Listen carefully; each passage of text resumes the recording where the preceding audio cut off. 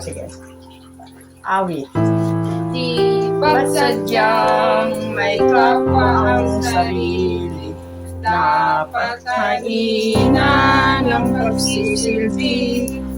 Pagmamahal, ligaya'y dadalisan, pag sa kapwa buhay mo ay naalay. Bawat galing gamitin sa paglinap, laging damhin kung may naghihirap. At tandaan, ganyang pagmamahalan, unang-unang atas ng kabanalan. Bawat galing gamitin sa pag-ingat, laging damhin kung may naghihirap. At tandaan, ganyang pagmamahalan, unang-unang atas ng kabanalan. Sa ngalan ng Ama at ng Anak at ng Espiritu Santo. Amen. Sumasampalataya ako sa Diyos ang mga kapangyarihan sa lahat na may gawa ng langit at lupa. Sumasampalataya naman ako kay Jesucristo, iisang anak ng Diyos, Panginoon nating lahat, nakatawang tao siya, lalang ng Espiritu Santo.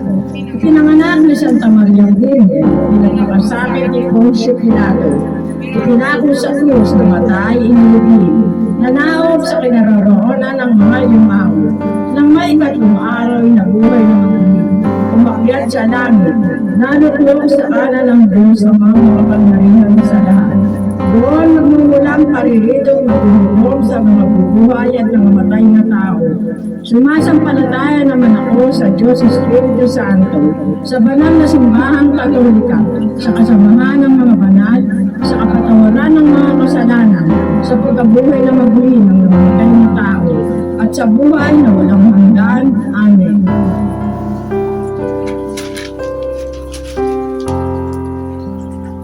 Manalangin tayo. Panginoong Jesucristo, sa mapagmahal na sulyap ng iyong ina at amin ding inang si Maria, inihahanda namin ang aming sarili upang ikaw ay aming samahan sa iyong paglalakbay sa landas ng iyong pamimighati bilang pagtubos mo para sa aming kaligtasan. Nais namin maging bahagi ng iyong paghihirap na iyalay ang aming salat at nagsisising kalooban, sapagkat kami ang nagkasala, ngunit ikaw ang namatay sa ngalan ng pag-ibig mo sa amin. Mahal namin, Ina, Birheng nagdadalamhati, tulungan kaming alalahanin ang mga mapapait na sandali ng paghihirap ng iyong anak, na kusang loob niyang pinata para sa buong sanglilikha, nang kami bilang mga luwad lamang ay makapamuhay ng ganap sa kalayaan at dangal bilang mga anak ng Diyos. Hinihiling namin ito sa iyong pangalan, ngayon at magpasawalang hanggan. Amen.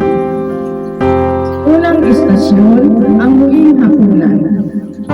Para sa pagsasabuhay natin ng diwa ng Eucharistia, na tayo ay magkaisa sa pagkapahayag ng mabuting balita at pagbabahagi sa isa't isa, lalo na sa mga duha. Para sa ating Dioceses ng Malolos, ang lalawigan ng Bulacan at lungsod ng Valenzuela, sa ating parokya, Mahal na Birhen de Don Rosa, at sa Vicaria ng San Miguel Arcangel. Para sa buong angkan ng Ramiro, na nakikibahagi ngayon sa ating panalangin, sinasamba at pinupuri ka namin, Panginoong Jesucristo, sapagkat sa pamagitan ng iyong banal na krus, tinubos mo ang sanlibutan. Ang mabuting balita ng Panginoon ay kay San Juan. Papuri sa iyo, Panginoon. Kaya nang sila'y naghahapunan, tumuntik si Jesus. Nagbubad ng kanyang panlabas na suotan at nagbibigis ng tuwalya. Pagkatapos nagbuhos ng tubig sa palanggana at sinimulang hugasan ang mga paa ng mga alagad at punasan ng tuwalyang nakabigis sa kanya. Paglapit niya kay Simon Pedro, tumutong ito. Panginoon, sabi niya, "Diyadat kayo pa maghuhugas ng aking paa. Kung ako ang Panginoon ninyo at ito ay naghugas ng inyong mga paa, dapat din kayong maghugasan ng paa. Binigyan ko kayo ng halimbawa at ito ay dapat ninyong tularan. Sinasabi ko sa inyo ang alipin ay hindi dakila kaysa sa kanyang Panginoon. Niya ang sinugo kaysa nagsugo sa kanya. Ang mabuting balita ng Panginoon, pinupuri ka namin, Panginoon sa Kristo. Pagmumulay, ang katawan at dugo ni Kristo paloob na para sa lahat. Ang huling hapunan ng unang istasyon ng krus ay nagpapakita ng pagkakaisa at pagmamahalan sa pamagitan ng Eucharistia at pag-aalay ng sarili. Minarapat ni Jesus na ang huling hapunan ang maging paraan ng ating pakikibahagi sa Kanya, pagkamatay at muling pagkabuhay. Hinahamon tayo ng istasyon ito sa pagkakaisa. Ipinakikita nito ang diwa ng pagtutulungan at pagkakapatiran sa mga sandaling mahalaga at masalimuot. Sa pagkain ng tinapay at pag-inom ng alak, ipinapakita ni Jesus ang kanyang sarili bilang handog para sa kaligtasan ng sangkatauhan. Sa synodality, ang pangunahing aral ay ang pagpapahalaga sa bawat isa bilang iisang pamayanan na nagkakaisa sa layuning maging banal. Sa huling hapunan, itinuturo sa atin ni Jesus na sa pag-aalay ng sarili, nangyayari ang tunay na pagkakaisa at pagmamahalan. Hinahamon tayo ni Jesus sa pamagitan ng istasyon ito na magkaisa at maglingkod sa isa't isa nang may pagmamahal at dedikasyon, tulad ng ginawa ni Jesus sa kanyang mga alagad. Sa pamamagitan ng synodality, ang huling hapunan ay nagiging patunay ng kahalagahan at pagkakaisa sa pagtupad ng layunin ng Diyos para sa atin. Ito ang panahon na tayo ay tinatawag na magkaisa bilang isang pamayanan ng mga mananampalataya, handang maglingkod at magmahalan sa isa't isa, gaya ng ginawa ni Jesus. Manalangin tayo. Panginoon Yesu Kristo, ibinigay mo ang iyong katawan at dugo para sa aming lahat. Tulutan mong sundin namin ang iyong mga turo at halimbawa upang ganap naming mailahok ang aming mga sarili sa bawat pagdiriwang ng sakramentong itinatag mo, upang ito'y maging lakas namin.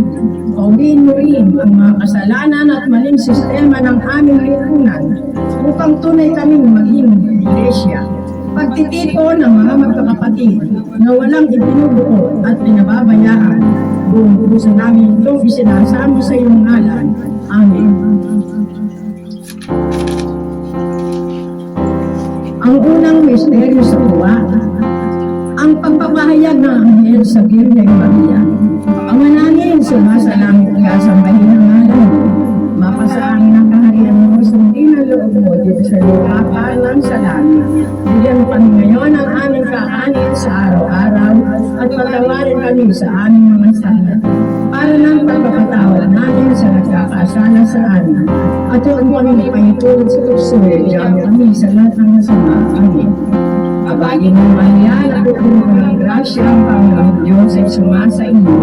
Huwag kang pinagpala sa babaeng lahat, pinagpala naman ang iyong anak na si Jesus. Santa Maria, Ina ng Diyos, panalangin mo kami ng kasalanan, ngayon at kung kami mamatay. Amen. Luwalhati sa Ama sa at ang pagsubok sa buhay ko sa mga pamilya at na may tingkahag sa mga nagsisikap na umango sa kanilang pagkasipayo. Kapigo at kawalan ng pagkakasipayo. Akin ba yan ang malala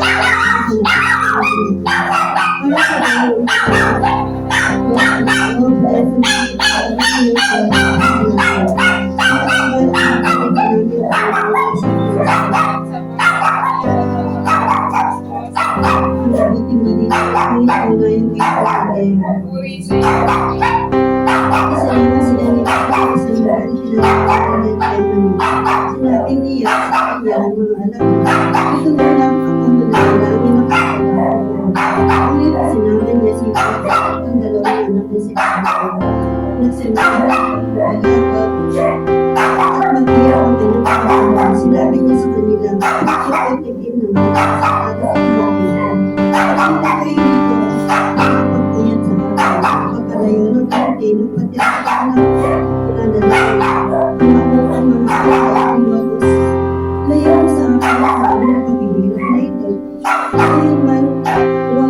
ang puputin ko ang nangyari. Salita ng Panginoon. Ang nilay daw ng pag-ibig sa bayan ng Diyos. Pagkutusan ni Jesus sa Gethsemane, pinapakita niya ang makikisa sa kabila ng malaking kahirapan. Pinakikita sa atin ang plano ng Diyos para sa atin. Sinasabi natin na wala ng mundo ng Diyos sa atin hindi ang magagayan. Ang atin ang nagbibigay ng atin ng grasya kasi natin ang at dumarating sa atin. Tinuturo nito ang kahalagan ng Pilipinas sa oras ng mga pagsubok sa Panginoon. Sa pagkakataon ng pananalangin at pagsubok ng mga